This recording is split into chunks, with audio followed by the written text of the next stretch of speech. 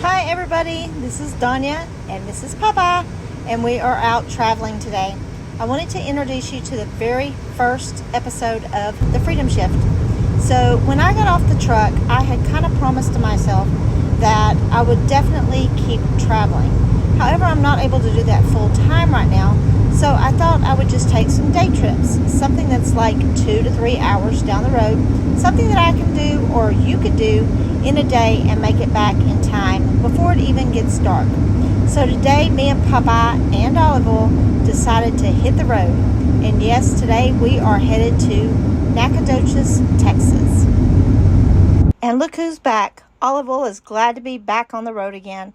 What fun it is. Oh, and we had to stop by Fit Family Nutrition to get my drink. Bad to bougie. Oh, Olive, let's go. Back to Papa. Papa sure has missed the road.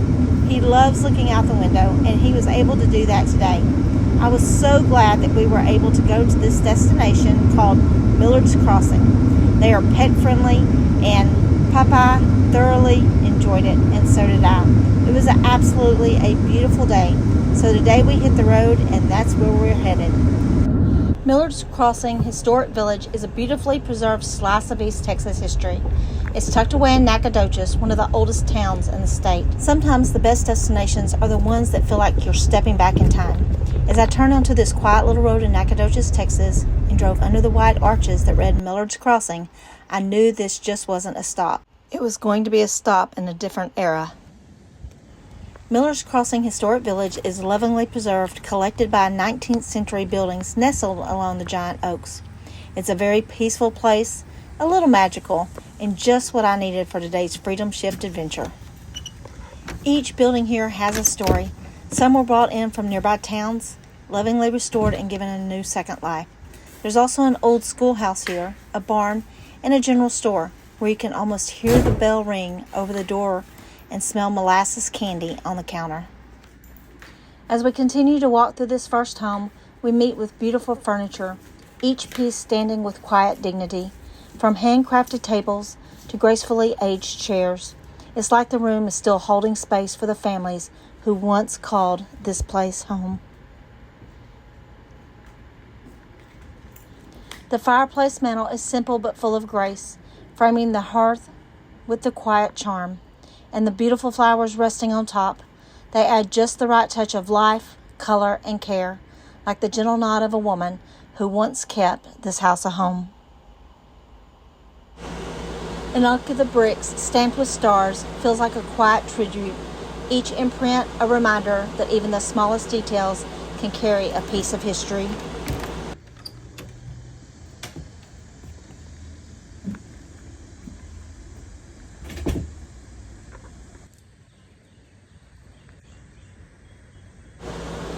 Standing tall and vibrant, the purple crepe myrtle feels like nature's way of smiling. Its blooms burst with color, softening the edges of history with every petal, proof that beauty always finds a way to bloom. The log cabin is one of the oldest structures on site. As I walked up, I imagined the creak of wooden floors beneath the heavy boots. The kind of place where supper was cooked over the fire and folks swapped stories on the porch while cicadas sang in the background. The ladies' bonnets hanging so perfectly with the dried flowers surrounding them. I look at the stone chimney built by hand.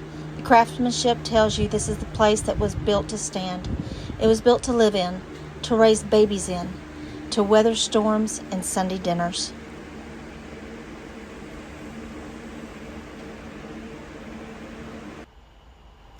The trees are absolutely beautiful here, and the rock fireplace stands as the soul of the log cabin, a centerpiece built stone by stone, just like the lives that gathered around it. You can almost feel the warmth that once danced in its flames, filling the room on a chilly East Texas night. The living room in this old log cabin feels like you're stepping back in time, like a capsule full of comfort. It's simple, sturdy wooden chairs, a hand-woven rug, and a hearth that was once kept more than just the house warm. This was the heart of the home, where families gathered close, not around screens, but around stories, around scripture, and the crackle of the fire. In the children's room, 2 dolls rest gently on the bed, while a charming dollhouse waits. It waits nearby for little hands and big imaginations. And tucked in close, the sweetest little dolls made from corn husk. Simple, homemade treasures that speak love, creativity, and a childhood rooted in wonder.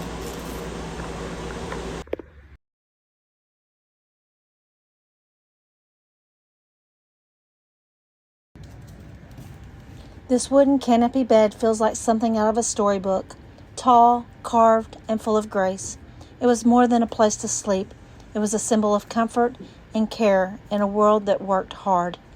Draped in handmade quilts and surrounded by quiet simplicity, it held dreams, whispered prayers, and the stillness of a day well lived. And this unique rocker was made for 2, a mother and her baby swaying together in rhythm. It's more than a chair. It's a quiet moment of bonding, of lullabies late night, prayers carved into wood and memory. The old desk held more than papers. It held purpose, a quiet place where letters were written, prayers were journaled, and dreams were sketched in ink and hope.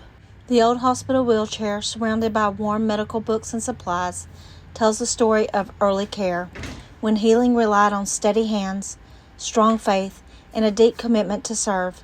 It's a quiet tribute to those who mended bodies and lifted spirits with what little they had.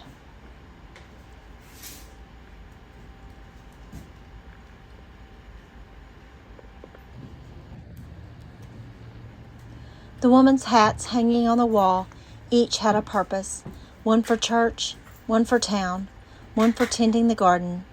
More than just fashion, they were a reflection of strength, grace, and the many roles a woman carried with pride.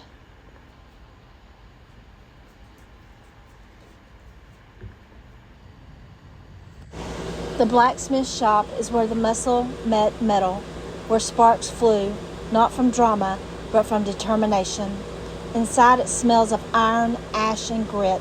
You can almost hear the clang of the hammer against the anvil. Inside this beautiful red and white home, we find delicate touches of life well loved, like the wooden book holder that spins with grace, holding treasured volumes just within reach.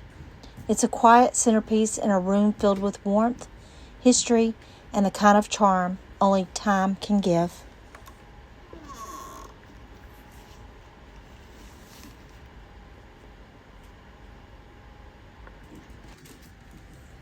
The walls are filled with photographs and letters, silent witnesses to lives well lived, love well kept, and memories carefully preserved. And that chest on the table, it's more than just storage. It's a keeper of secrets, Sunday dresses, and stories tucked away for the next generation to find. The sunroom, dressed in white wicker and washed in soft light, feels like the gentle exhale. It's the kind of space where mornings begin with coffee and quiet. We find a staircase that Papa wasn't too sure about. He stood at the bottom, looking up like they were Mount Everest. He gave me that little side eye he does when he's thinking. "You've got to be kidding me," he said. I had to give him a little pep talk. Just a gentle nudge and a lot of encouragement. Eventually, with a deep breath and determined wiggle, he braved his way up to the careful step at a time. And let me tell you, the victory strut at the top was pure Papa. Now, as we made our way to the top of the stairs, there were all different kinds of things to see. This carriage that held at least 2 children, maybe more, was absolutely beautiful. And as we turned to go into the master bedroom, we see a beautiful rug, white wicker rocker, a beautiful armoire, the fireplace, and look at that baby bed. Of course, my eyes went straight to the baby bed, tucked nearby as a quiet reminder of family life, of midnight feedings, lullabies, and the love that lived under one roof, generation after generation.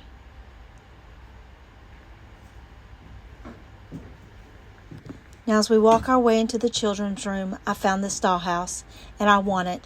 What a beautiful children's room, full of charm and imagination. a big bed for the older child, and a smaller one nearby for the littlest dreamers. You can almost hear giggles, bedtime stories, and the creak of little footsteps after the lights are out.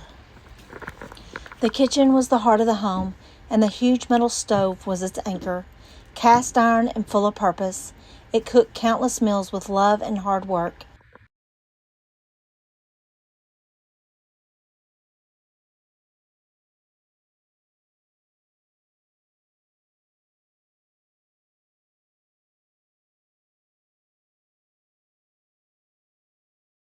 The little white church stands quietly, crowned with a steeple that reaches towards heaven.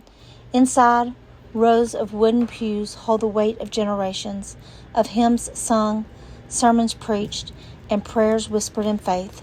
It's simple, sacred, and full of peace only God's house can bring.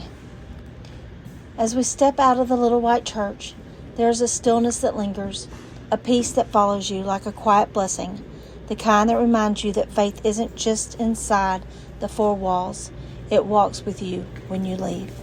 And as I opened the door to the church, it felt like stepping into sacred stillness, the creak of the hinges, the scent of the aged wood, the soft light pouring in. It was as if the building itself took a breath, ready to welcome hearts home. And right outside of the church is a little white gazebo that's pure charm, perfect for quiet moments, sweet conversation, and timeless memories.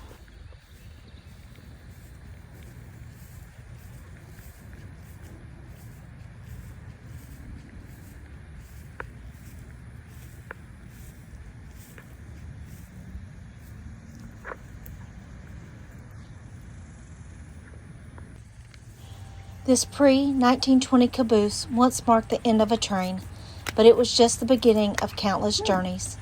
A rolling home for conductors and crews, filled with logbooks, lanterns, and stories from the rails. Step inside, and you can still feel the rhythm of the tracks and the call of the open railroad. Now, once inside, the crow's nest is atop the caboose with the watchman's perch, where eyes scanned for rails for trouble or the journey ahead. It wasn't just a seat, it was the sentinel's post, offering the best view of the train and the front row seat to adventure.